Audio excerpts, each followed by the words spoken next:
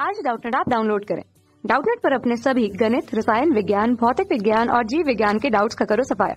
बस प्रश्न की फोटो खींचो, एक ही प्रश्न को क्रॉप करो और तुरंत वीडियो सोल्यूशन पाओ। अभी डाउनलोड करें।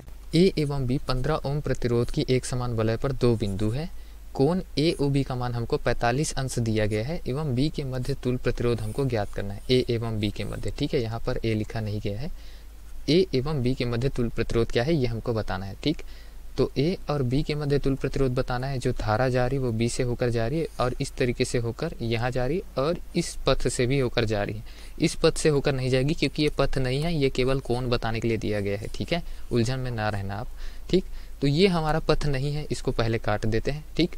तो धारा जो जाएगी वो दो पथों से होकर जाएगी, ये पहली पथ और दूसरी पथ। चूंकि कुल धारा जो है वो दो भागों में विभाजित हो जा रही है, अतः हम कहेंगे कि यहाँ पर प्रतिरोध जो है वो आपस में समांतर क्रम में जुड़े हैं, ठीक। तो तुल्य प्रतिरोध समांतर क्रम के लिए हमको निकालना होगा, ठीक है।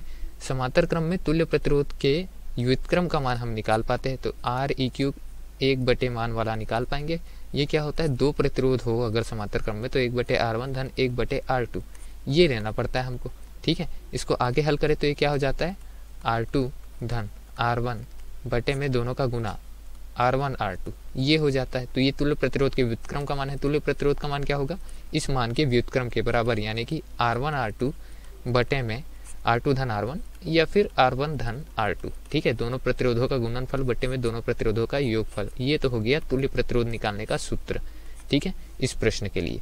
अब यहाँ दोनों प्रतिरोधों के मान क्रमशः क्या होंगे ये भी तो हमको ज्ञात करना है, ठीक है। एक समान वलय है, मतलब इस वलय के प्रति एकांक लंबाई पर प्रतिरोध का मान समान होगा, ठीक है। तो प्रति एकांक लंबाई पर जो प्रतिरोध है उसको रो मान लेते हैं, ठीक है।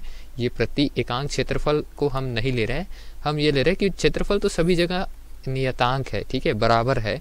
तो प्रति एकांक लंबाई पर जो प्रतिरोध है उसको रो मान रहे हैं। तो एल लंबाई के लिए रो एल हो जाएगा प्रतिरोध का मान, ठीक है।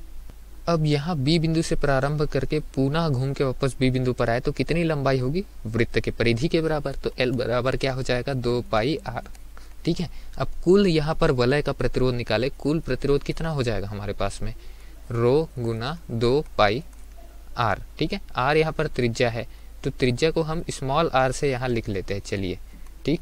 त्रिज्या स्मॉल आर से लिखेंगे तो यहाँ स्मॉल आर आ जाएगा क्योंकि कैपिटल आर से प्रतिरोध को हमने लिखा हुआ है। अब हमको यहाँ मान चाहिए ए डी बी का तथा ए सी बी का, ये दोनों का मान चाहिए। तो ये दोनों चाप है, यहाँ मान कैसे निकालेंगे, ये हो जाएगा कोण गुना त्रिज्या, ठीक है। तो ए डी बी बराबर क्या हो जाएगा, कोण 45 अंश का है, थीटा मान लेते हैं, थीटा गुना त्रिज्या कितना है, त्रिज्या है ए बी के मान के बराबर, ठीक है, या फिर स्मॉल आर ले लेते हैं, ठीक।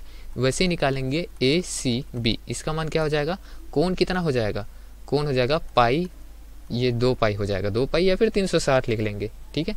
तो 2π ऋण थीटा लिख लेते हैं, 2π ऋण थीटा और उसके साथ गुणे में आ जाएगा r। तो ये लंबाई ए बी डी का है, ये ए सी बी का है। दोनों की लंबाइयों के लिए प्रतिरोध का मान निकालेंगे तो किसका गुना करना पड़ेगा, रो का गुना करना पड़ेगा, ठीक। R1 लिख देते हैं, R1 बराबर क्या हो जाएगा, रो r थीटा, ठीक है। वैसे ही R2 लिख देते हैं ए सी बी के लिए, ये क्या हो जाएगा हमारे पास में, रो गुना r गुना 2π ऋण थीटा, ठीक। ये R1 R2 के मान हो गए, इसमें रखेंगे तो आर ई क्यू का मान हमको प्राप्त हो जाएगा। फिर हम थीटा का भी मान रखेंगे, ठीक है। तो चलिए रख देते हैं उस समीकरण में मान हम वापस से, यहाँ पर आर ई क्यू बराबर में क्या आ जाएगा, चलिए लिख देते हैं, आर ई क्यू बराबर दोनों का गुणनफल ऊपर में था, आप देख सकते हैं, ठीक है। यहाँ पर दोनों का गुणनफल ऊपर में है, उसके पश्चात नीचे दोनों का योग है। तो गुणनफल करेंगे रो आर थीटा गुना रो आर 2π ऋण थीटा, ठीक।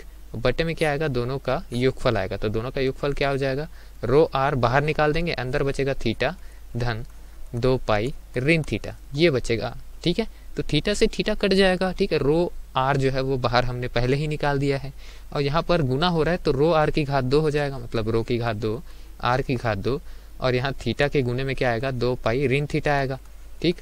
नीचे पे क्या आएगा, नीचे पे आएगा रो आर और यहाँ क्या बचेगा 2π, ठीक है।